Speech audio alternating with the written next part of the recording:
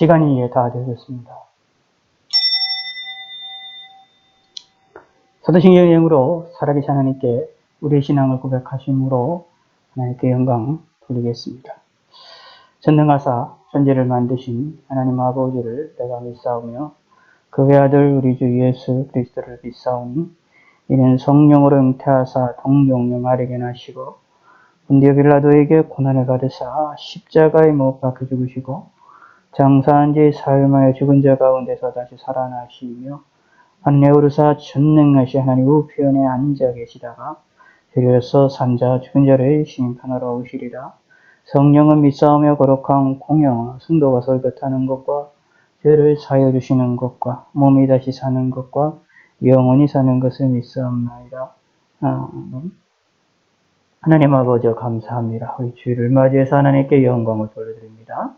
함께 모이지 못하는 또 온라인으로 함께하는 성도들도 있사오니 하나님의 은혜를 베풀어 주시고 어느 자리에 어느 곳에 있든지 하나님이 역사하시고 하나님께서 은혜를 베풀어 주시옵소서. 함께 하심을 감사하고 저희들에게 건강을 주심을 감사하고 오늘 하루도 숨을 쉬며 아름전하게 잘 보낼 수 있게 하심을 감사드립니다. 예수님의 이름으로 기도드렸습니다.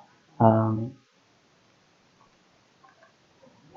누가복음 6장 37절에서 45절입니다. 누가복음 6장 37절입니다. 누가복음 6장 37절.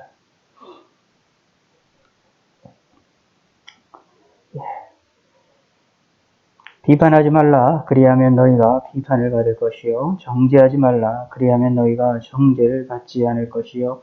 용서하라. 그리하면 너희가 용서를 받을 것이요. 주라. 그리하면 너희에게 줄 것이니 곧 후이 되어 누르고 흔들어 넘치도록 하여 너희에게 안겨주리라. 너희가 헤아리는 그 헤아림으로 너희도 헤아림을 두고 받을 것이니라. 또 비유로 말씀하시되 맹인이 맹인을 인도할 수 있느냐? 둘이 다 구덩이에 빠지지 아니하겠느냐? 제자가 그 선생보다 높지 못하나 무릇 온전하게 된 자는 그 선생과 같으리라. 어찌하여 형제의 눈 속에 있는 티는 보고 내 눈 속에 있는 들보는 깨닫지 못하느냐? 너는 내 눈 속에 있는 들보를 보지 못하면서 어찌하여 형제에게 말하기를 형제여 나로 내 눈 속에 있는 티를 빼게 하라 할 수 있느냐? 외식하는 자여 먼저 내 눈 속에서 들보를 빼라. 그 후에야 내가 밝히 보고 형제의 눈 속에 있는 티를 빼리라. 못된 열매 맺는 좋은 나무가 없고 또 좋은 열매 맺는 못된 나무가 없느니라. 나무는 각각 그 열매로 아나니 가시나무에서 무화과를 또는 찔레에서 포도를 따지 못하느니라. 선한 사람은 마음에 쌓은 산에서 선을 내고 악한 자는 그 쌓은 악에서 악을 내나니 이는 마음에 가득한 것을 입으로 말하느니라.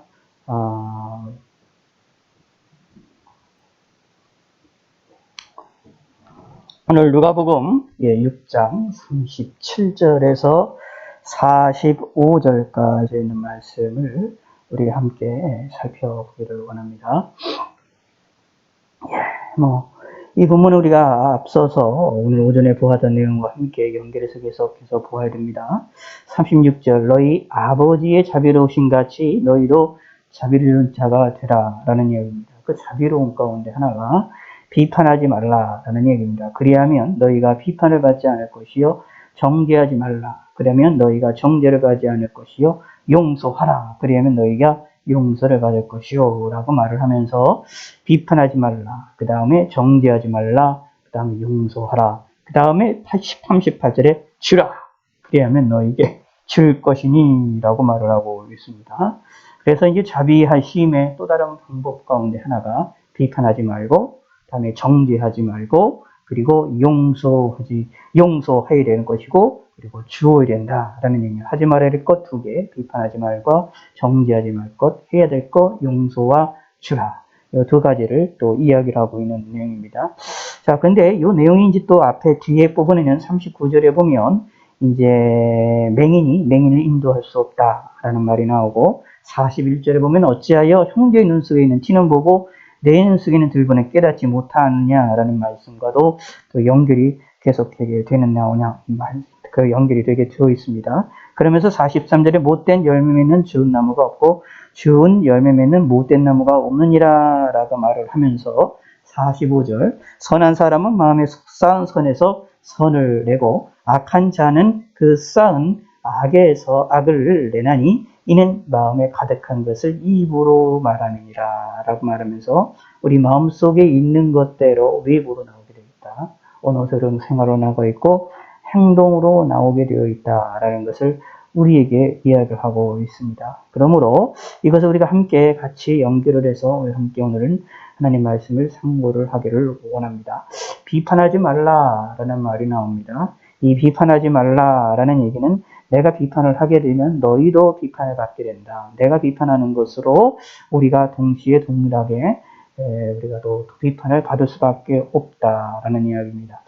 이 비판하지 말라라는 이 말의 의미가 이야기할 때 이 비판이라는 것을 이야기할 때 우리의 삶의 요한계시를 보면 또 이제 저번에 말씀드린 대로 거짓된 선자를 드러내는 그런 사건들이 나오는데 거짓된 선자를 드러내기 위해서는 사실은 비판이라는 것이 좀 필요하지요. 그런데 그렇게 해서 거기서 말하는 비판이라는 말과 여기서 말하는 이 비판이라는 의미가 조금 다른 의미를 가지고 있다라고 보시면 됩니다. 여기서 비판하지 말라라는 말을 우리가 좀 더 이해를 하기 쉽게 하기 위해서는 이런 얘기가 나옵니다. 39절에 이런 읽어봅시다. 시작. 또 비유로 말씀하시되 맹인이 맹인을 인도할 수 있느냐? 둘이 다 고동에 빠지지 아니하겠느냐? 아멘. 맹인이 맹인을 인도할 수 없다라는 얘기입니다. 비판한다라는 말을 할 때, 이 비판의 말을 할 때 때로는 여러 가지 사람들에게 가르치고 그들을 이끌어 나가고 잘못된 것을 드러내기 위한 그런 목적들로 우리가 하는 것을 살펴볼 수 있는데 여기서 비판하지 말라라고 하는 말은 사실상 맹인이 맹인을 인도하면 안 된다라는 이야기입니다. 온전한 바른 비판이라기보다는 다시 말하면 비판을 하기 위하여서는 바른 비판을 하기 위해서는 바른 기준점을 가지고 있어야 되는데 다른 기준점을 가지고 있지 않은 사람이 비판을 하게 되면 그 기준점에 잘못된 기준점에 의해서 잘못된 결과를 나올 수밖에 없습니다. 잘못된 결과를 나오게 되면 기준점이 다르기 때문에 잘못된 결과가 나오게 되면 당연히 이것이 문제가 일어나게 된다라는 이야기입니다. 그러므로 맹인이 맹인을 인도할 수 있느냐? 당연히 없지요. 맹인이 맹인을 인도한다면 둘 다 구덩이에 빠질 수밖에 없는 이런 어리석은 일이 벌어지는데 바로 맹인과 같은 사람이 맹인을 인도하는 것과 같은 그러한 비판하는 것을 하지 말아야 된다라는 얘기입니다. 다시 말씀드리면 이런 겁니다. 41절에 이런 일이 나옵니다. 어찌하여 형제의 눈 속에 있는 티는 보고 내 눈 속에 있는 들보는 깨닫지 못하느냐라고 말합니다. 다른 사람이 있는 들보는 보는데 다른 사람의 눈 속에 있는 티는 보는데 우리 속에 있는 들보, 내가 더 크게 있는 문제점들은 나의 문제점들은 보지 못하고 타인의 문제점들만 본다.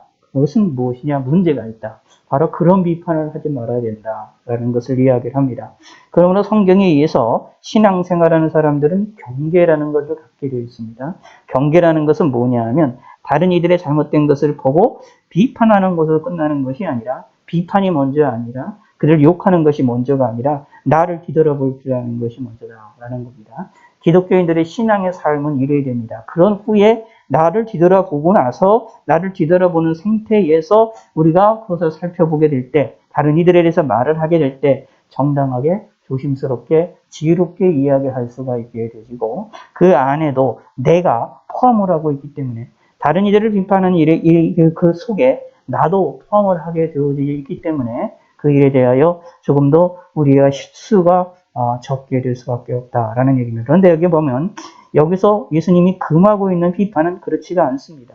맹인이 맹인을 인도하는 것처럼 어리석은 비판이다라는 이야기입니다. 다시 말씀드리면 자신의 있는 들보는 자신의 있는 큰 눈에 있는 자신의 이 가로막고 있는 것은 전혀 생각하지 않고 자신이 보이는 것만 가지고 계속해서 남을 헐뜯고 내를 깎는 일들만 한다라는 얘기입니다. 다시 말하면 이런 사람들은, 비판하는 사람들은 사실은 무엇과 연결되느냐 하면 정죄하지 말라라는 말이 나오는데, 예수님께서 말씀하시는데 정죄하는 것과도 연결이 됩니다. 정죄한다라는 사람이 죄인이라고 다른 사람들을 단정시키는 것을 이야기하는데, 이 정죄하는 것에 대한 위험성도 우리는 기억해야 됩니다. 사실 누군가의 죄가 있다라고 정죄하고 그것을 하는 것들은 사실은 하나님만이 하실 수 있는 내용이죠. 하나님이 하실 수 있는 것들을 우리가 하려고 하면 안 된다라는 것입니다. 그래서 정죄한다라는 얘기는 남을 깎아내리고 죄인이라고 생각을 한다라는 얘기입니다. 그런데 여기에 비판하는 자들이 정죄를 하게 되면 어떤 일을 보게 되느냐 하면, 자, 여기에 남아있는 비판하지 말라고 말하는, 다시 말하면 맹인이 맹인을 인도할 수밖에 있는 맹인이 비판하는 이 비판은 어떤 비판이 되느냐 하면 기준점이 잘못되어 있기 때문에, 시작점이 잘못되어 있기 때문에 정죄도 잘못되어 있고, 정죄를 함에 있어서도 기준점이 있는데 그 기준점 자체도 잘못되어 있기 때문에, 소위 말하는 요즘에 이제 많이 얘기되는 내로남불과 같은 현상입니다. 다른 이들에 대한 기준점은 동일하고 다른 사람을 바라보는 기준점은 되게 촘촘하고 강하지만 자기 자신에 대하여서는 이렇게 좀 넓게 보고 있고, 그것을 그냥 자기 마음대로 움직이는 기준점의 모양이 틀이 다른 것들을 이야기합니다. 참된 비판이라는 것은 사실 무엇이냐 하면은 다른 사람을 바라보는 기준점과 나를 바라보는 기준점이 동일해야 된다라는 사실입니다. 그러면 뭘 알 수 있느냐 하면, 다른 이들을 비판하면서 나도 죄인이라는 사실을, 나도 악하다는 사실을 깨닫게 될 수밖에 없다라는 얘기입니다. 그래서 나의 악함과 타인의 악함에 큰 차이가 없음을 깨닫는 사람이 지혜로운 사람이 되어야 된다라는 얘기입니다.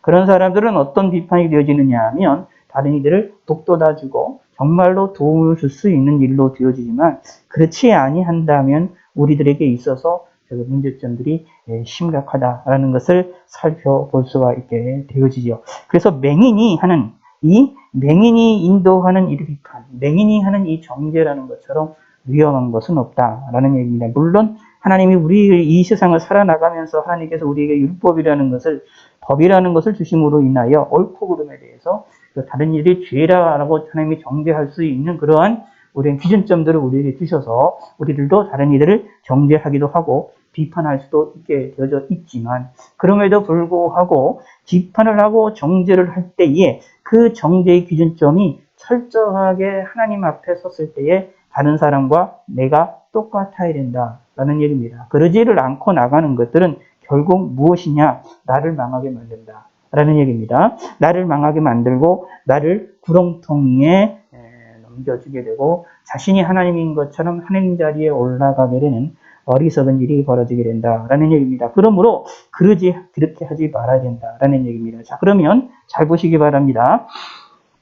제자가 그 선생보다 높지 못하나 무릇 온전하게 된 자는 그 선생과 같으니라 라는 이야기는, 제자가 그 선생보다 높지 못하지만 온전히 된 자는 그 선생과 같다라는 이야기는 같은 생각과 같은 마음을 상대방을 이해한다라고 생각하시면 됩니다. 다시 말씀드리면 뭐냐, 40절에 있는 것처럼 내 눈 속에 있는 들보를 보지 못하면서 어찌 형제에게 말하기를 형제여 나로 내 눈 속에 있는 티를 빼게 하려 할 수 있느냐 라고 말하고 있죠. 그러므로 외식하는 자들여 먼저 내 눈 속에서 들보를 빼라.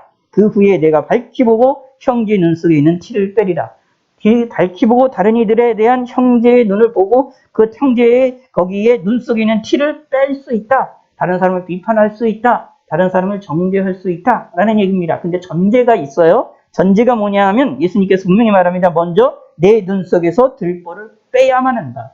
내 눈 속에 있는 들보를 빼야 한다. 그래야 온전한 비판이 되고 온전한 정죄가 될 수 있다. 라는 얘기입니다. 근데 예수님이 금하고 있는 것은 이러한 올바른 것이 아니라 내 눈 속에 있는 들보를 그대로 두고 나에 대한 비판과 나에 대한 정죄는 그대로 두고 타인에 대해서만 비판하고 타인에 대해서만 정죄하는 사람들이다 라는 얘기입니다. 그것을 예수님은 금하고 있다.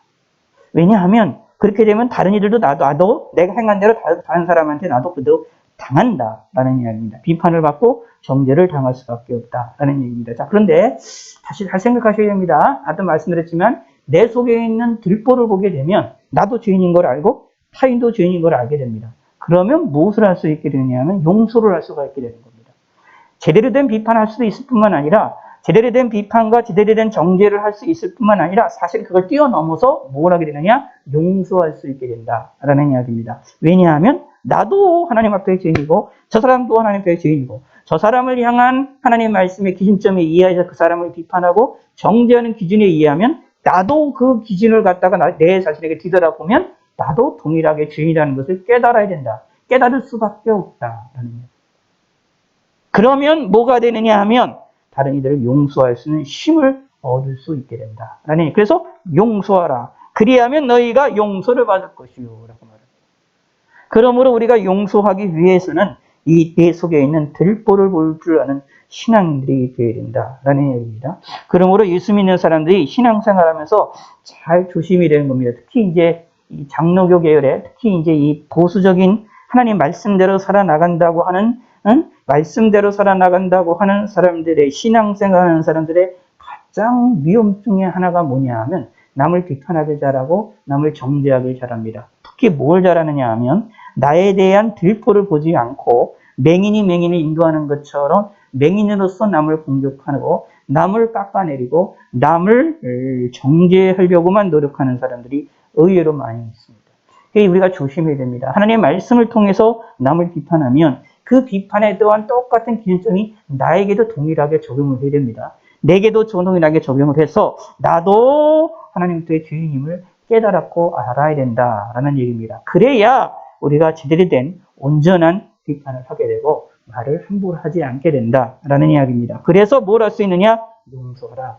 한 단계 더 나가서 용서하라라는 이야기입니다. 용서하는 것이 우리 성하나님께서 우리에게 요구하시는 원하시는 것이다라는 얘기입니다. 그러면서 말합니다. 38절에 주라. 그리하면 너에게 줄 것이니 우리가 더러 받기 위해서 남을 줄 알아야 된다. 그래서 주라라는 얘기입니다. 용서와 연결이 된다라는 얘기입니다. 비판하기 전에 정죄하기 전에 먼저 줄 알자. 용서할 줄 알자. 주는 것을 먼저 해야 된다라는 얘기입니다. 사실 그게 뭐냐 하면 내 눈 속에 있는 들보를 먼저 보는 겁니다.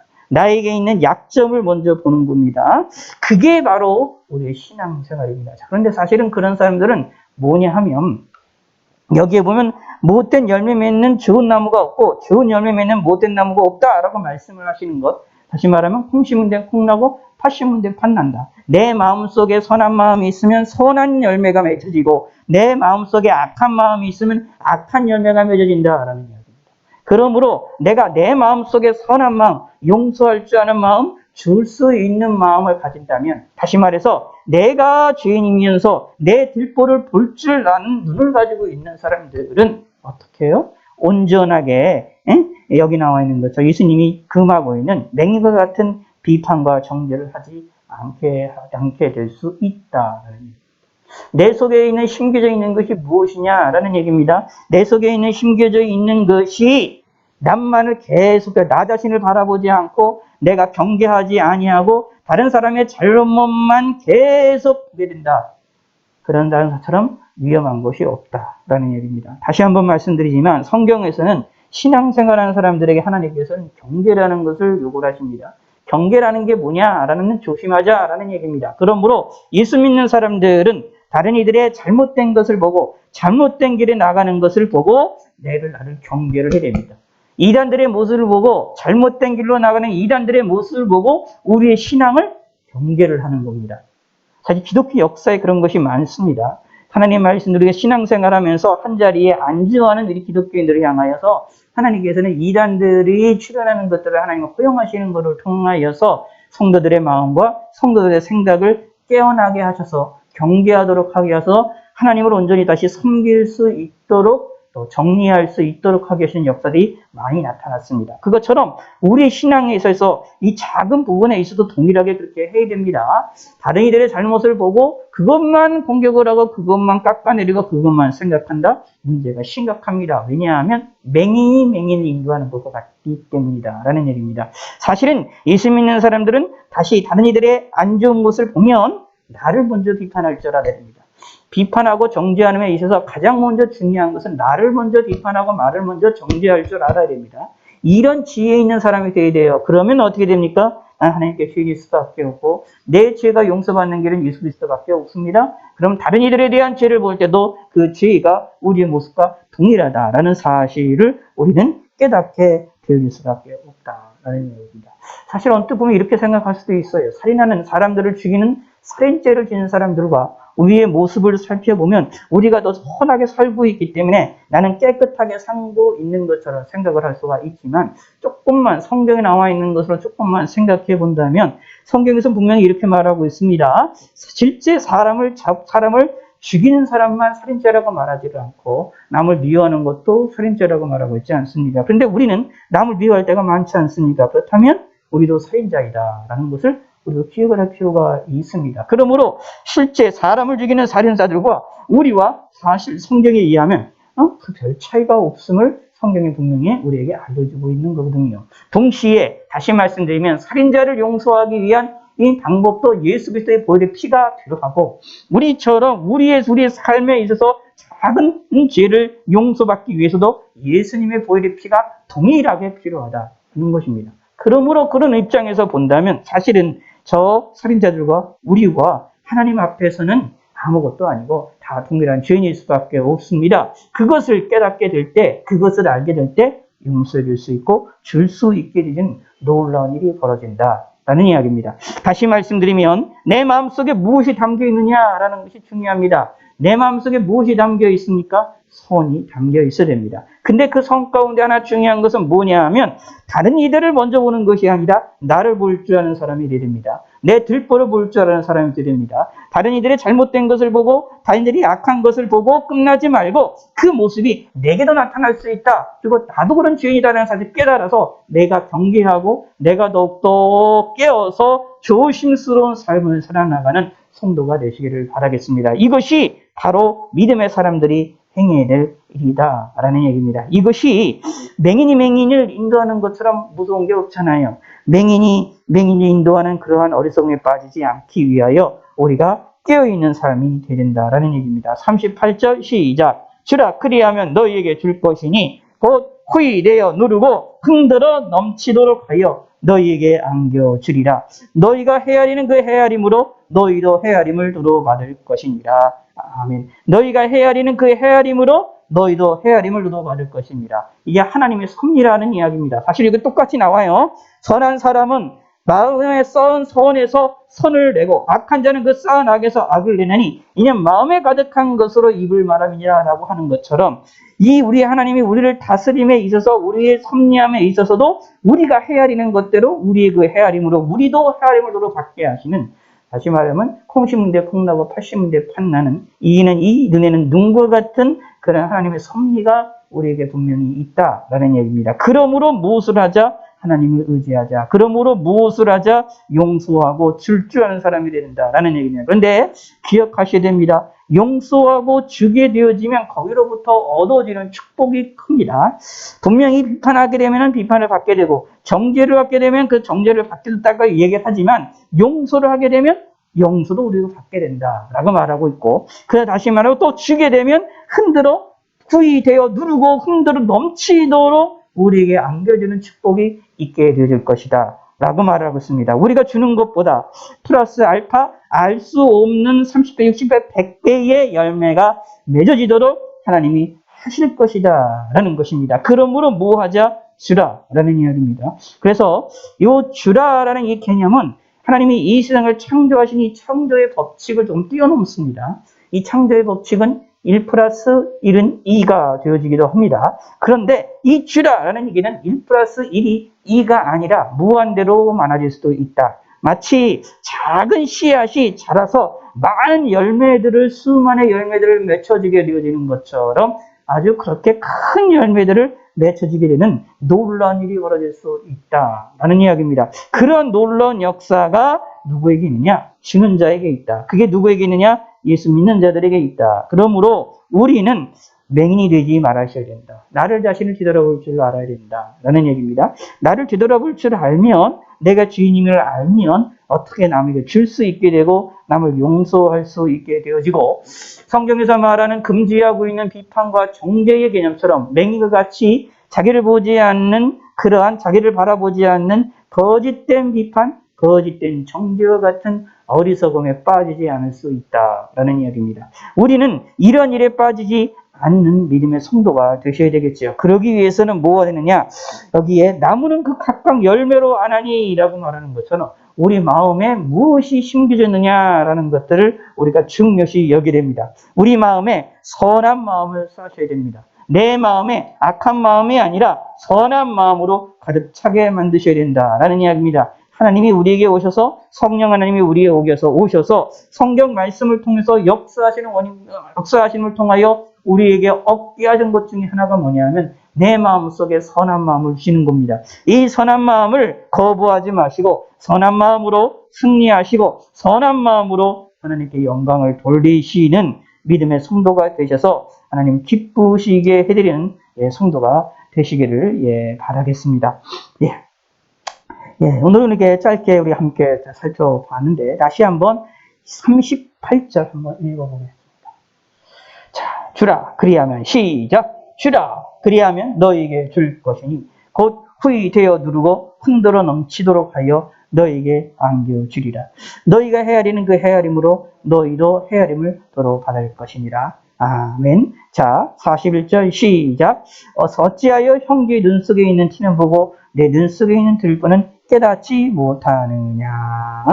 42절 너는 내 눈 속에 있는 들보를 보지 못하면서 어찌하여 형제에게 말하기를 형제여 나로 내 눈 속에 있는 티를 빼게 하랴 할 수 있느냐. 외식하는 자여 먼저 내 눈 속에서 들보를 빼라. 그 후에야 내가 밝히 보고 형제의 눈 속에 있는 티를 빼리라. 오늘 이 38절에 있는 말씀처럼 주라 하는 말씀처럼 남에게 줄 아는 그런 성도가 되시기를 바라겠습니다. 마치면서 한 가지만 예름만 하나 드리고 마치도록 하겠습니다. 이게 주라 그리하면 너에게 줄 것이요 라고 말했던 이 주는 것을 통해서 크게 복받은 사람이 성경에 좀 많이 나옵니다. 예를 들어서 아브라함이 주는 일에 하다가 천사들을 이제 대접을 하게 되는 것을 살펴볼 수 있지 않습니까? 또 룻도 천사들을 대접하는 일이 벌어지지 않습니까? 그리함을 통하여서 복을 충만하게 받게 되어지는 일들이 성경의 구약 성경에 많이 나옵니다. 이렇게 주는 일을 통하여서 그것을 통하여 얻어지는 일이 30배, 60배, 100배, 1000배, 만배 알 수 없는 것으로 도로 받았던 인물들이 성경에는 너무나도 많이 나오고 있음을 우리는 꼭 기억을 하셔서 줄 아는 사람, 또 용서할 줄 아는 그런 사람이 되시기를 바라겠습니다. 특히 우리는 맹이 되지 마시고 좀 깨어 있어서 눈이 뜨셔서 좀 생각이 깨어 있어서 다른 이들을 보면서 나를 뒤돌아볼 줄 아는 내가 먼저 하나님 앞에 무릎을 꿇고 나부터 내 자신을부터 먼저 나를 비판할 줄 아는 믿음의 성도가 되시기를 바라겠습니다. 하나님 아버지여 감사합니다. 오늘은 하나님의 말씀을 통하여 우리가 어떤 신앙생활을 해야 되는지를 살펴보았습니다. 내 눈 속에 있는 들보를 보지 못하는 어리석은 자가 되지 않게 하여 주시옵소서. 맹인이 맹인을 인도하는 것처럼 끔찍한 일이 우리 가운데 드러나지 아니하도록 하나님 은혜를 베풀어 주시고 용서하라는 말씀, 지라라는 말씀에 우리가 순종하여 용서와 줄 아는 믿음의 성도가 되게 하시고 하나님이 우리에게 주시는 놀라운 은혜와 은총을 우리가 받아 누리는 성도가 될 수 있게 하여 주시옵소서. 감사드립니다. 예수님의 이름으로 기도드렸습니다. 기도하겠습니다. 하나님 아버지여 감사합니다. 하나님께 귀한 예물을 드렸습니다. 이 예물을 받아주시고 우리가 주님 앞에 정성스럽게 드리는 이 예물을 하나님께서 하나님의 응답하여 주시고 받아주시고 저희들에게 물질을 쓴 능력과 물질을 다스릴 수 있는 능력을 허락하여 주시옵소서. 저희 심령에 하나님을 바라볼 수 있게 하시고 오늘 이 시간도 잠시라도 하나님께 간구하고 기도할 수 있는 시간이 되게 하여 주시고 이번 한 주간도 하나님 은혜 가운데에 승리하는 하루가 되며 한 주가 되어질 수 있도록 축복하여 주시옵소서. 저희의 마음에 평안함이 넘쳐나게 하시고 저희들의 심령에 하나님께서 기쁨이 넘쳐날 수 있도록 함께하여 주시옵소서. 기쁘고 즐거운 일들이 많이 생기게 하여 주시고 이 어려운 시기를 무사히 잘 건너갈 수 있도록 축복하여 주시옵소서. 감사드립니다. 예수님 하나님께서 붙들어 주시고 예수님의 이름으로 우리가 승리하게 하시고 예수님의 이름을 의지하며 예수님으로 하루하루를 살아나가는 성도가 되게 하여 주시옵소서. 시작도 하나님께 영광이요 끝도 하나님께 영광인 우리의 인생이 되게 하여 주시고 세계 만방 곳곳에 있는 주님의 몸된 교회들을 지키시고 은혜를 베풀어 주시고 이 시간에 온라인으로 함께하는 성도들에게도 함께 하시고 건강하고 강건하게 하시고 이 밤도 평안하게 잠을 잘 수 있게 하시고 또 이 시간에 함께 모이는 모든 성도들에게도 은혜를 베풀어 주셔서 하나님을 영화롭게 하는데 부족함이 없게 하여 주시옵소서. 마음껏 하나님을 섬기는 그런 날이 하루에도 속히 올 수 있도록 은혜를 베풀어 주시고 속히 어려움으로부터 우리가 무사히 지나가게 하여 주시고 앞으로 저희 백신을 맞아 되겠사온데에 우리의 몸에 맞는 부작용이 없는 것으로 우리가 맞춰지게 하여 주시고 우리가 어려움이 없이 무사히 잘 통과할 수 있게 하시고 근심 걱정들을 무사히 지나갈 수 있도록 하나님께서 은혜를 베풀어 주시옵소서. 하나님 아버지여 감사드립니다. 영광받아 주시옵소서.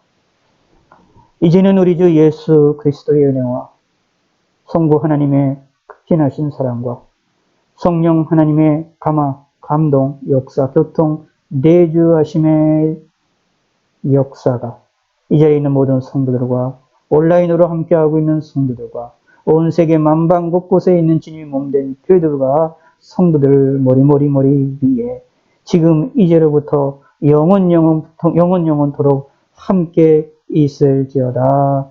아멘.